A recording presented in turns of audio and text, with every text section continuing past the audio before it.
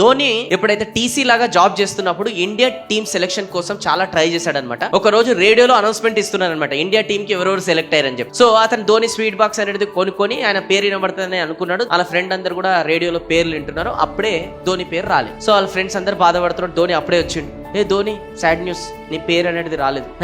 నాకు తెలుసు అని సంతోషంగా ఉన్నావు. స్వీట్ బాక్స్ కూడా పట్టుకొచ్చినావు, ఏం సంగతి?